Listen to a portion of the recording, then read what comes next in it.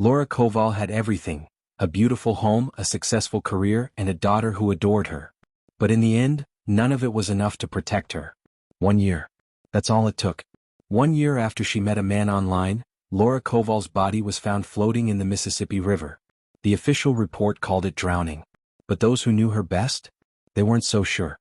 Did she take her own life? Or did someone make sure she couldn't tell her story? This is the heartbreaking story of Laura Kowal, a woman who had it all, except the one thing she longed for the most. And in searching for love, she lost everything. Laura Kowal wasn't the kind of woman you'd expect to fall for a scam. She was smart, independent, the kind of person others turned to for advice. She spent her career in healthcare, helping others, making life better for people she barely knew. And at home she was just as devoted. A mother, a friend, someone who gave without expecting anything in return. But after losing her husband, life got quiet. The house, once filled with laughter and conversation, now echoed with silence. And in that silence, loneliness grew. Her daughter, Kelly, saw the change. The way Laura would linger at the door when she left. The way she scrolled through old photos at night. The way she spoke about love, like it was something distant, something that had slipped through her fingers. And then one day everything changed. Laura met someone. It started with a message. Just a simple hello from a man named Frank Borg. He was charming, attentive. He said all the right things. He told Laura he understood her pain, that he too had lost someone. He spoke of second chances, of finding happiness again. And after months of feeling invisible, Laura finally felt seen. Their conversation stretched into the night, long emails, whispered phone calls. He knew just how to make her smile, just how to make her believe. And Laura? She wanted to believe.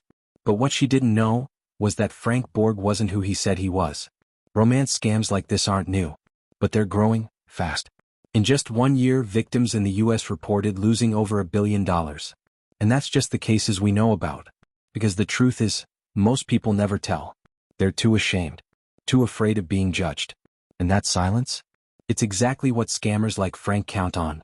By the time Laura realized the truth, it was too late. Her life savings were gone. And she was trapped in a nightmare with no way out. 1 year after she met Frank Borg, Laura Kowal vanished. Days later, fishermen found her body drifting in the Mississippi River. No signs of a struggle. No clear cause of death. Just a single letter tucked away in her home. In it she wrote, "I tried to stop this, but I knew I would end up dead." But was it truly her decision? Or was someone pulling the strings until the very end? Because Laura wasn't just another victim. She knew something. And whatever it was, it died with her. Stay with me. Because what happens next? It will change the way you see online love. Forever. Laura Kowal wasn't reckless. She had spent her life being careful. Careful with her money, careful with her heart. She built a life of stability, a future of security. But when the long nights grew quiet and the house felt too big, she wanted something more. Someone to share it with. So she did what so many do. She signed up for an online dating site. And that's where she met him. His name was Frank Borg. A handsome, well-spoken businessman. Polite. Attentive. A man who, like her, had known love and loss. At first, it was just polite messages back and forth. Nothing serious. Nothing reckless. But Frank had a way with words. He wasn't like the others. He didn't rush. He didn't push. He listened. And maybe that's what Laura had been missing for so long. Someone who saw her. Not just a widow. Not just a mother. But a woman with a life of her own. For the first time in years, she felt something unexpected. Excitement. Frank made her laugh. He asked about her favorite books, the places she dreamed of visiting, the little details most people overlooked. He made her feel like she mattered. And slowly, the wall she had built around her heart started to crack. The messages turned into long emails. The emails turned into late-night phone calls. Every morning, Laura woke up to a text from Frank. Every night, he was the last person she spoke to. And then he started calling her, my love. At first, she laughed it off. But soon it didn't feel strange anymore. It felt right. Like maybe, just maybe, she had found something real. What Laura didn't know was that every word was carefully chosen. Every message was calculated. Frank had done his homework. He had read her online posts, learned about her late husband, studied the places she had visited, the charities she supported, the things that made her heart ache. And he used it all against her. Then Frank started talking about the future.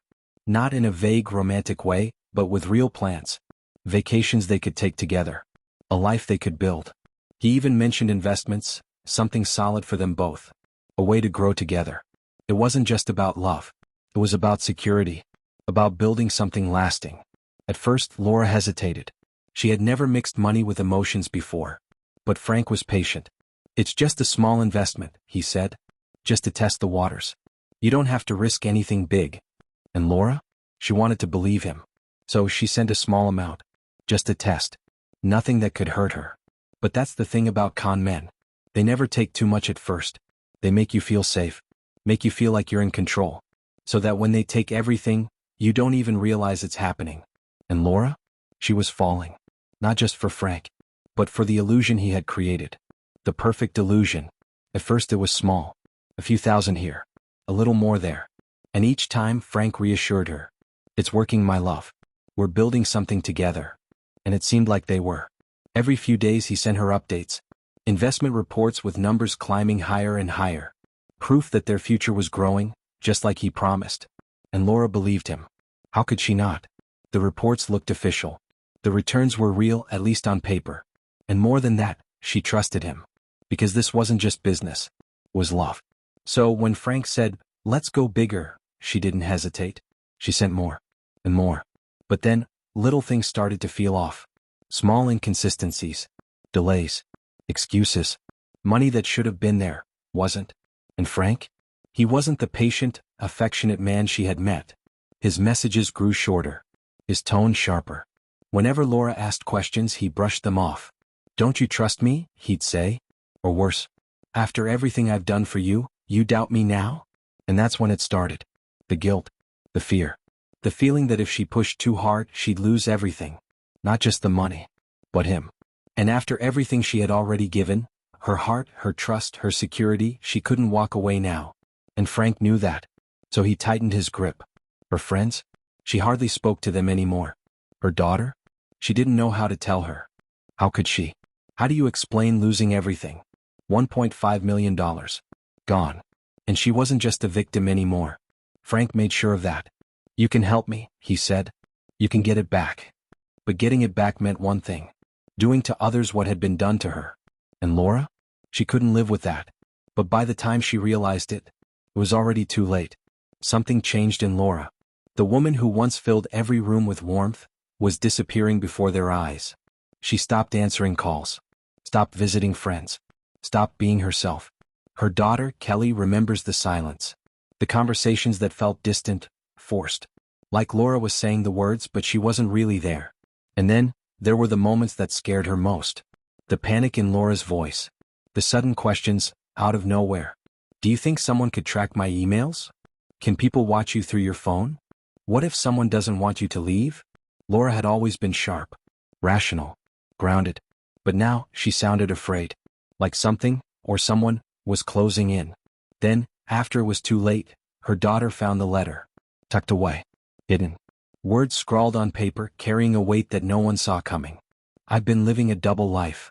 I tried to stop this many times. But I knew I would end up dead." What did she mean? Did she know something? Was she being threatened? Or was this a desperate woman, drowning in regret, leaving behind a final warning? No one knew. And soon, they wouldn't get the chance to ask. On a quiet summer day in August 2020, Laura Kowal vanished. No calls. No notes. No explanation. Just gone. For days her family searched. Checking hospitals. Calling police. Holding on to hope. No. A fisherman spotted something in the water. A body. Floating in the Mississippi River. It was Laura. Her autopsy said one word, drowning. But it didn't say how. There were no clear answers. No final proof. Only a growing list of questions. Had she been so overwhelmed that she took her own life? Or had someone made sure she couldn't tell the truth? One thing was certain. Laura Kowal didn't just lose her money. She lost everything. And someone was responsible. Laura Kowal's body was found. But the truth, that was still missing. The official report called it drowning. But was it an accident? Was it desperation? Or was it something far worse? Some investigators believed she took her own life. That the weight of her losses, the betrayal, the shame, it became too much. Maybe she felt there was no way out. But her daughter, Kelly, she knew her mother. Laura wasn't someone who gave up. She wasn't someone who just disappeared without a fight. And then, there was the letter. I knew I would end up dead. Those words haunted Kelly. Because if Laura knew something would happen to her, was it really her choice? Or was someone making sure she couldn't talk? Then, there was him. The man she trusted. The man who took everything from her. Frank Borg. Except, Frank Borg didn't exist. The charming, successful businessman Laura fell in love with was a ghost. A carefully built lie. By the time investigators tried to track him down, he was gone. No real name. No real address. No trace. Just another shadow in the growing world of online fraud. No arrests. No justice. Just silence. But Kelly refused to let her mother's story end that way. She became louder. She told the world what happened. How her mother had been tricked, used, destroyed. How this wasn't just one scam, this was an epidemic. Widows, professionals, good people, losing everything to criminals they never even met. She pushed for answers. For stronger laws. For better protections. Because Laura Kowal wasn't the first victim. And if nothing changed, she wouldn't be the last. But one question still lingers. If Laura had been silenced, then who was behind it? And where were they now?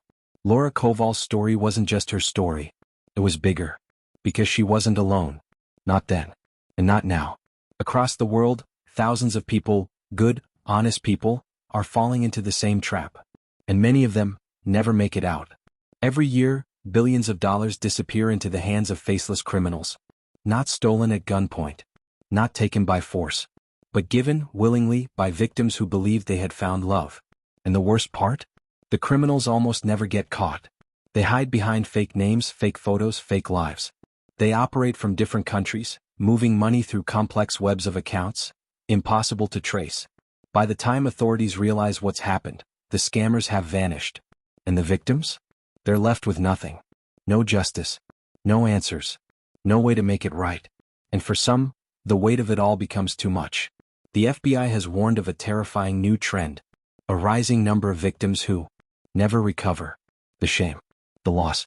The feeling of being so alone. For some, it ends in silence. But it doesn't have to be this way. Laura's story teaches us something powerful. Something life-saving. Romance scams follow a pattern. They start with a connection. Fast, intense, too good to be true. They build trust, constant affection, endless promises.